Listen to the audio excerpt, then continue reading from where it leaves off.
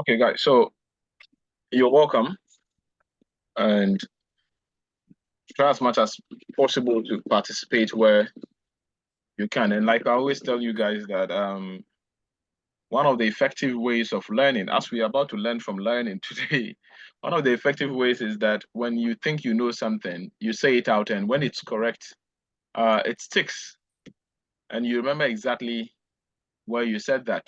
And when it's wrong and you are being corrected, is the most effective ways of learning, and that is if you're actually intelligent. But because you know there are some people, you correct them and they repeat the same thing. You keep on. Those people, academics is not for them. I always say it, unless they have to go to a therapist, a psychologist, to actually examine them and prepare them for academics. They have to go for a therapy for preparation. If not, academics is not for them. Uh, if not correction, when someone corrects you, especially immediately after you made that mistake, the person corrects you.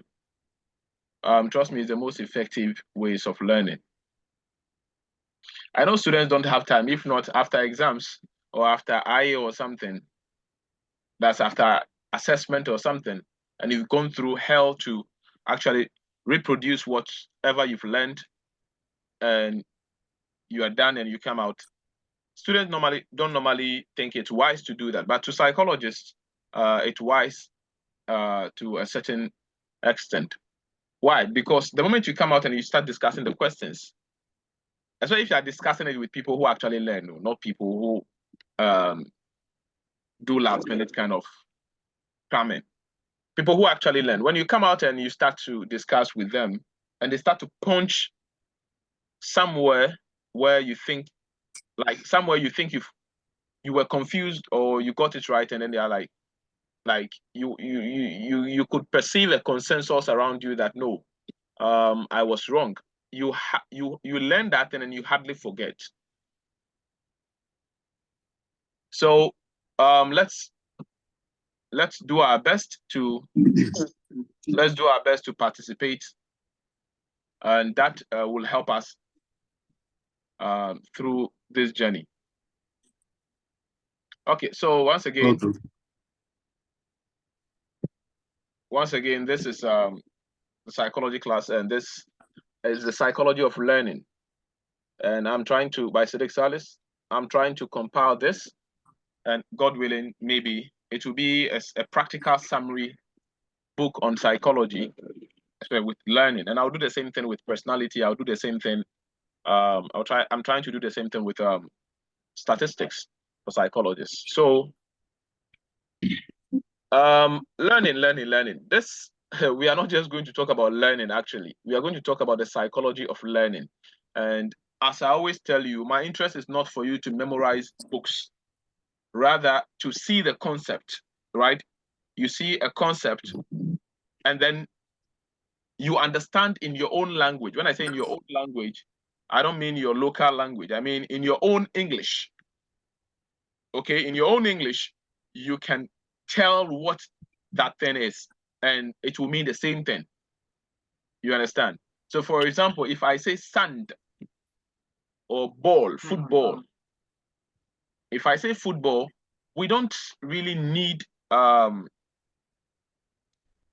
someone to define. We can picture football in our minds, and we can tell how round it is and how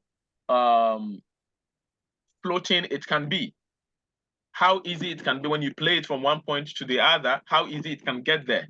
And therefore, we can tell that therefore stone or rock is not a football because it is not that round. We can tell that. Now, this should apply to all courses. When we are learning them, we should practically try to understand the thing rather than memorizing English. Yes, when it is principle, you need to memorize the principle. If it is principle, you need to memorize the principle. But if it is not principle, but just giving, how do you call it, explanation to the thing or to that concept, for that explanation, you need to understand it practically. Where you don't understand it practically, you ask. So my aim is not to make you memorize, how do you call it, memorize books and or slides or anything like that, but rather to summarize everything in 1 or 2 pages for you to be able to tell. When you say, well, you point at this, you can tell what it is. You point at that, you can tell what it is, but not memorizing. People actually memorize, and after university or after even the session, they've forgotten what they actually learned. They've forgotten, everything is gone. Like I said, I don't want you guys to be like that. When you memorize, sometimes you only have the memory, but practically you can't be there. Last thing I tell people that there are a lot of sick people in their minds. People are sick in their minds, and they are the so-called people who are reading, or they are the so-called psychologists in the making. Someone who is not even aware of himself or herself is trying to be a psychologist. This means that you have to be aware of yourself, be aware of the course, and learn the course practically. If not, you can memorize things and pass exams and finish. You finish your first degree, and you still don't understand what the course is all about. On this note, we are going to deal with learning, but not just learning, but the psychology of learning. For you to understand this, I'm trying to say personality. People who don't belong to this discipline, the discipline of psychology, when you talk of personality, for them, it's just the layman's kind of personality, what the layman means by personality. For example, they'll be like, oh, he has a nice personality, or he's melancholic, or he's a sanguine. They are saying all this. But for you as a psychologist, your interest is not that conclusion that this person is a sanguine or a melancholic. You will not conclude like that. Rather, you bring it into the realm of science, which is psychology.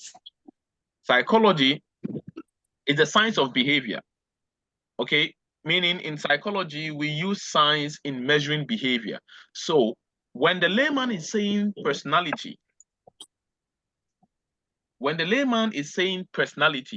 oh, this guy has a melancholic behavior or sanguine behavior or phlegmatic behavior, or you are not just concluding like that. For you, what you are doing is that you are trying as much as possible to bring that, to measure that person using the scientific method. Like I said, psychology is a scientific study of human behavior and mental processes, right? So for us, we study the human behavior and mental processes using the scientific method. That is psychology for us. So we are not just saying learning. Now, if we are to go deeper into these studies, we understand that then our way of understanding what learning is different from what the layman thinks learning is or perceives learning to be. So these questions are there for us, and this is one of the ways we normally learn effectively. It's one of the ways we normally learn effectively. That's when you are questioning yourself. When you are questioning yourself and you are answering it with patience. Sometimes you record your answers or you write it down or something like that. And thank God I'm recording this session for you guys, right? So we will have the opportunity to go back to it. But then you yourself, you don't have to depend on my version. You need to depend on your own version, how you understood this class. So you put questions down for yourself. And we will learn that thing as we move on. So you question yourself, what is learning? Now, you are questioning yourself, what is learning, not according to the layman, but according to psychology. That's why I call this the psychology of learning. So what is learning according to the psychologists? And then what is not learning? So this is what we are about to look at. And today, I wouldn't want you to swallow much. I don't want to give you too much, because sometimes when you put in too much, you won't be able to swallow. When you put too much food in your mouth, you wouldn't be able to swallow. So for me to tease your interest in the course and to do it very well, we will do bits, okay? And tomorrow we'll do more minutes and hours. So we ask ourselves, what is learning? The moment we know what is learning, then automatically when we come to number 2, we will know what is not learning then. And you testify to that as we are about to move on. And then we'll look at the types of learning, which will be for the entire course. The number 3 is the entire course, right? We'll be looking at that. So let's move to the first one. The first one is a principle we need to actually memorize. But memorizing it too will be easy if we just understand the characteristics, as you can see as a point.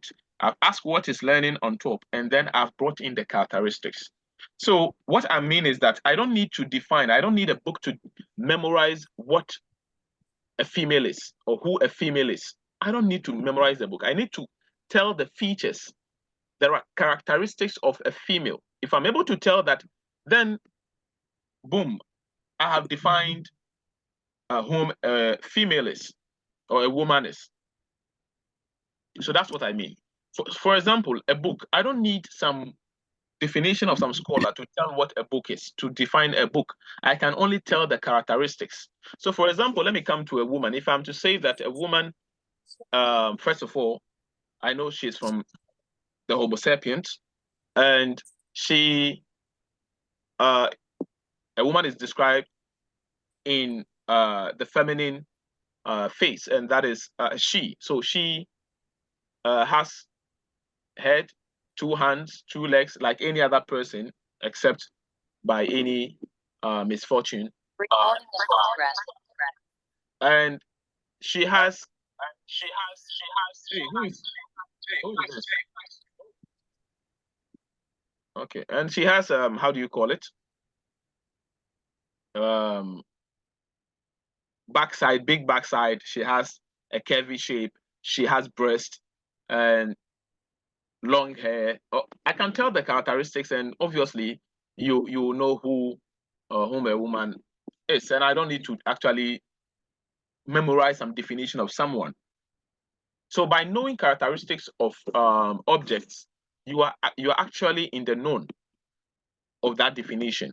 So what is learning?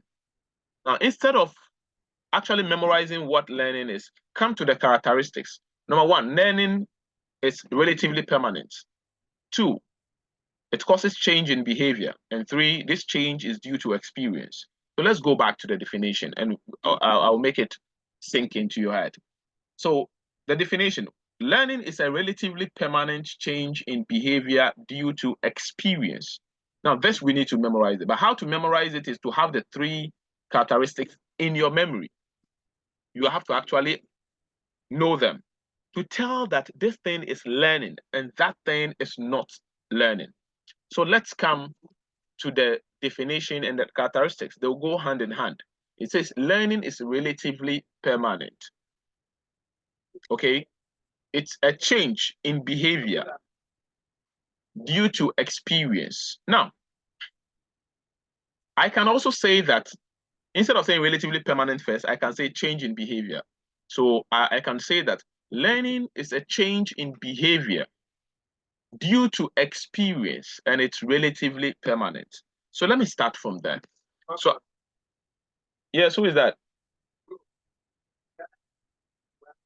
Sorry, I'm in class. But you can give me some minutes, okay? I want water. Sure, you can go and fetch. Sorry, guys. Okay, so we say learning is a change in behavior. Let's start with that one first. It's a change in behavior.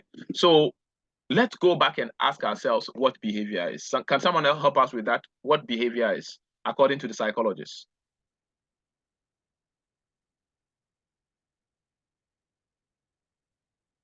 Can someone help? You can unmute yourself and.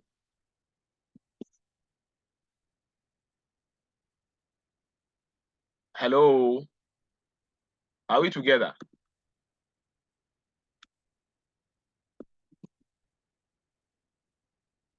Okay, let me help them. So behavior, yes, Jasper, are you in?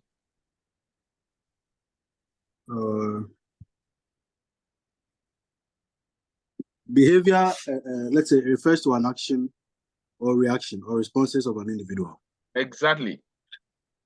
So now let me take your word, and I'll use the part you said, reaction or response. So behavior is actually response. So, you know, you answering this will go into history because I'm recording it and it will be on YouTube, which only you guys can see for some time. Then later, maybe people will be able to see it, but not in full, actually. So, okay, so number one, you said it's reaction, and I like that. And then you added response. So it's the same thing. So response is actually reaction to something. So then what are we responding to? What are we reacting to? We are reacting to stimulus. Okay.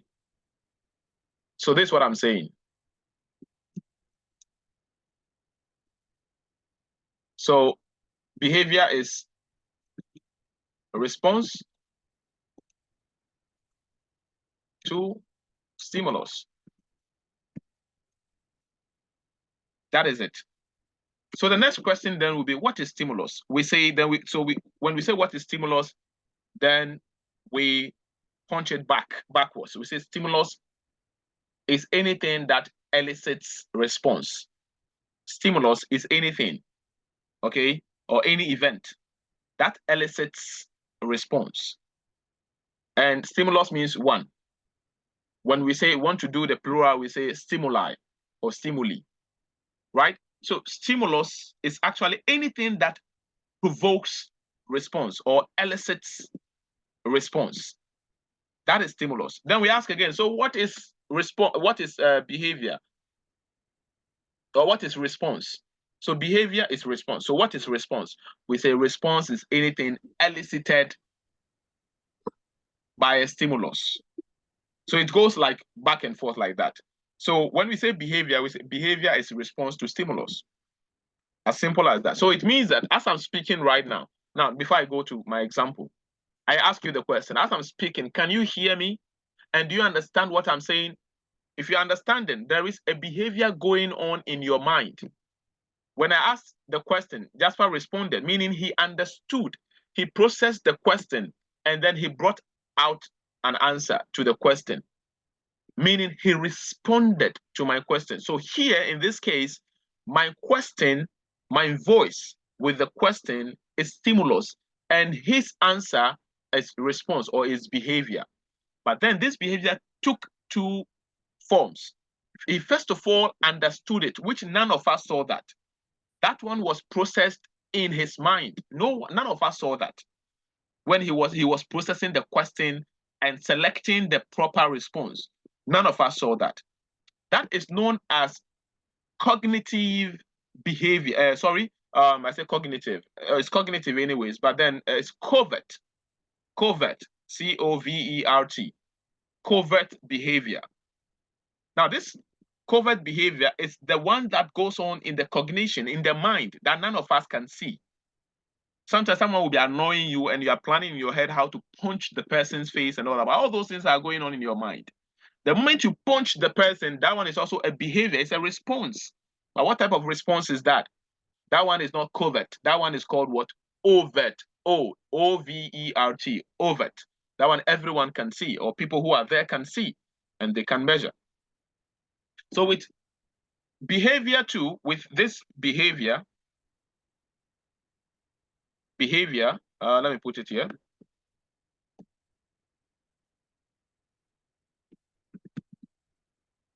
Behavior in itself can be categorized into two. That is covert and overt. So both, now I want you to really understand this basics I'm building with you, because that will make this learning very easy for you. Okay. Now this, I know all these things, you should have learned it, and I know you know, so I'm just refreshing your mind. But you have to take it serious. You don't have to be like, well, my name Dada. I already know. We don't have to take it like that. Now, behavior, like we said, when I asked the question, you processed it in your mind. You selected the proper response, and then you open your mouth and you talk. You opening your mouth and you voicing out, we could all hear it. So therefore, that is an overt behavior. What you processed in your mind is covert behavior. Now, come back to the meaning of change in behavior. We are saying that learning is the change in behavior, right? The change in behavior. Now, we forgot about the change and we got to behavior. But now let's come back to the change, meaning that your change in response, the way you respond to events around you, has been altered, it has been changed. The way you respond to stimulus has been altered, it has been changed. Now, this change, you have to understand it in two forms when it comes to the behavior. That is, it has been changed, both how you process things in your mind, and then even how you respond to it with your muscles, like your mouth, your tongue. Your tongue spoke something, your mind processed something. Now, if this thing is changed in any form or shape, that behavior, we say, that thing, we call it learning. But it will not fulfill the characteristics of learning, except that it must check all the three. All the three, that is, we have only talked about the change. Now you must check it. So it's like you have this thing with you. I'll clean this stuff. Okay, let me leave it there. But this one. So you have this on a list. 1, 2, 3. So you want to tell what behavior is. So first of all, you have to check change in behavior. 1. Then you go to the next one. Due to experience. 2. Relatively permanent. 3. So when you check all, then you can call it behavior. Now it means that if someone is trying to do something for the first time, we can call it learning. But other people will call it learning because they don't know. Yes, there has been change in the person's behavior, but that change may not be due to experience or it's not relatively permanent. It may fail one of these three things. When it fails any of these three things, we don't call that thing learning. So that is why we call this called psychology of learning. How do the psychologists understand what learning is? So we are done with the first one, that is change in behavior. Learning must cause a change in behavior, right? Learning must cause a change in behavior. Either covertly, so if covertly means the one in your mind, how you process things in your mind. If there's a change to that, this thing will also affect your overt behavior. If something affects the way you process things, your perception about things, the way you understand the world, or something about the world, this thing will also affect your muscles, the way your muscles respond to them. So for example, if you understand what beauty is, which is mentally, it is covert. When you want to marry, you are going to approach what your mind has now perceived as beauty or as beautiful, which means your overt behavior has also followed your covert behavior. Anyways, there are sometimes the two conflict and it gives mental constipation. It gives mental conflict, right? And that one we call it, when the two are in conflict, we call it cognitive dissonance. Correct pronunciation is dissonance. That is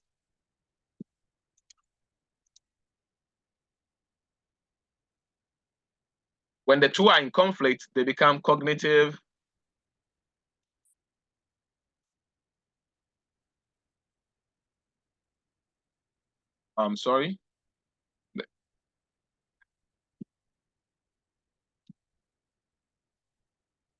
cognitive dissonance, meaning there is conflict between what your covert is saying and what your overt is saying. So for example, if you are happy mentally, you understand something that this is joy, this is beautiful, this is sweet in your mind. If your mind processes that, remember that is covert, right? Your face, we have to see it on your face, or usually we should see it on your face that you are smiling. And that is overt. Now let's assume that you've gone to a party with a group of colleagues that came from abroad. They took you to a Chinese restaurant or a Russian restaurant to eat, and they were ordering certain things you don't even know, right? Now, you're also from the University of Ghana.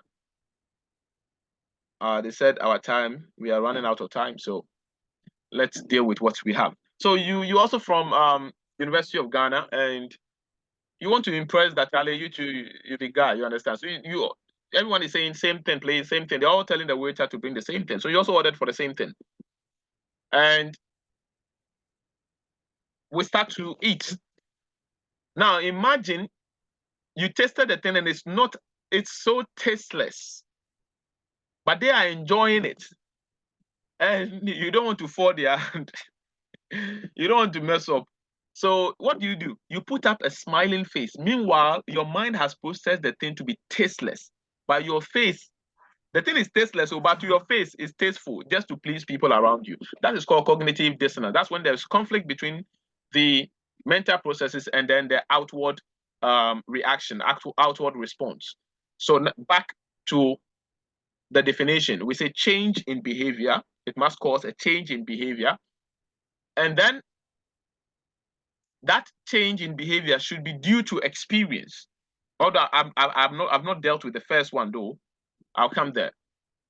That change in behavior have to do with experience. Now, what is experience? Now, normally people say, oh, I have experience of this, I have experience of that. But we need to understand what experience is. Now, we say experience is the conscious interaction with your environment. Now, I use 3 words. In the sentence, I divided into 3 syllables. I said conscious, number 2, interaction, number 3, with your environment. Conscious interaction with your environment.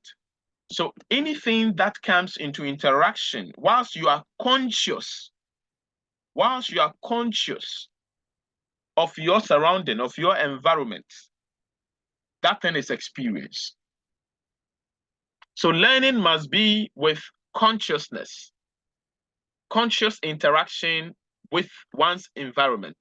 So this means that it shouldn't be that you were unconscious and then you were doing something, your behavior changed in a way, and then someone will say that is learning. That wouldn't be learning. So for example, if you are sleeping and you are talking, that would not be recognized or acknowledged or appreciated as learning because it wasn't due to conscious experience. Okay, it wasn't due to conscious experience. So sometimes some people, so for them to have this at the back of their mind, that's the consciousness, they add the consciousness to it. They say learning is a relatively permanent change in behavior due to conscious experience. However, that will be some kind of tautology because experience have to do with conscious experience with one's environment. And I hope we get that. So let's go to the first one then. So we say the first one is what? Relatively permanent. Now, you see, there has been change in the way you see things, right? We say that thing have to be with conscious experience. Do you know that sometimes there can be change in behavior, let's say mentally, or even physically. Physically means, I mean, overtly. There can be some change in your behavior, but that change is not due to conscious experience. How many of us knows this? I have not gone to the club before, or I have not gone for clubbing before. But I know that some people who go for clubbing, they say that you go to club, or let me use those who smoke weed. You go to club and smoke weed and take some alcohol. Do you know that thing can alter your mental processing? Yes. Take this example very well. When you smoke weed, and I believe you should learn that in biological psychology. under the drugs. When you smoke weed, which contains cannabis, okay, it can alter your perception, your mind, and can change your behavior. Let's say you are in the club, you start dancing some dances that you see, so your behavior has been changed, right? Your behavior has been changed. Mentally, it has been changed, right? Good. Your dancing moves too. Yes, overtly, you are doing something that is not usual. So there's a change in your behavior, but that change is not due to conscious experience. It's not due to your free, uninterrupted perception. You understand? So we will not call that learning because it has failed due to experience. Now let's go to the last one, which is relatively permanent. Sometimes some things there can be change in behavior. It can be due to experience, but then it is not relatively permanent. So if it fails relatively permanent, then we say it has failed learning according to the psychologists. So let's deal with relatively permanent. Now, relatively permanent just means that it must stay for a longer time. Okay, for a long time. But that long time, that permanence is relative. How is it relative? Relative means how it will be permanent with you may not be the same with me. And sometimes how permanent it will be is relative according to how you process it, based on how you process that information. Based on how you really experience that. So there can be change in behavior due to conscious experience, which I say is tautology, but I'm using it for the sake of it's taken into our heads. But then that thing will not be relatively permanent. That thing will not be permanent. Now, when you say relatively permanent, we are saying relative means it's due to something, right? It's relatable to something. So how, now, right now you're about to write exams, but the exam time is not yet in, right? We are not yet to write exams. Then you start to, for example, start to memorize what learning is, the principle or the definition, sorry. You start to do that. Now, you see how long it will take you, the number of periods it will take you to really process that information and know its characteristics will not be, the way it will be permanent with you, that thing will be permanent with you, will not be the same if you just start to do this a day or 2 or 3 to the exams. Yes, you have learned the thing, but for it, the way it will last with you will not be the same as if you were to start earlier. That is the meaning of it relatively being permanent. It's relatively permanence. So these are the characteristics of learning. And if you are able to know this, then you will know certain things that are not learning. Number one, you have to check whether that thing has caused a change in behavior. Whether that thing was, that change in behavior was due to experience. And whether this change is relatively permanent. Now, I've explained what relatively permanent is, and that is the amount of time it took you to process that experience, that thing you were experiencing, like, I mean, what you were interacting with, whatever you were interacting with, okay, how well did you interact with that thing in your environment? It will tell how permanent that thing will still cause a change in your behavior. On this note, I believe we have actually grasped this concept. But what you don't have to forget is the examples I gave around or during the discussion. If someone has a question, you can unmute and ask. If not, like I said, today I will not detain your time for a very long time.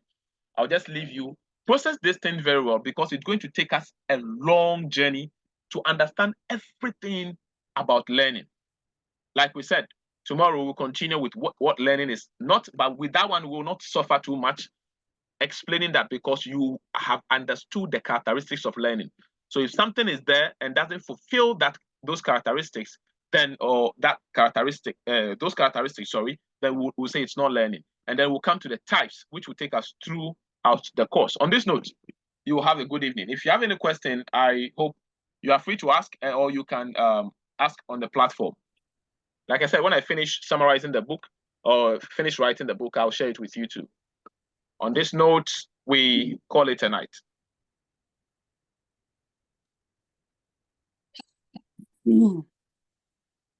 Gina, you have anything to say? No, please. Your this thing was fluctuating. Yeah. Okay, sorry. Thank you. You're welcome. Guys, so see you. Me not. Okay.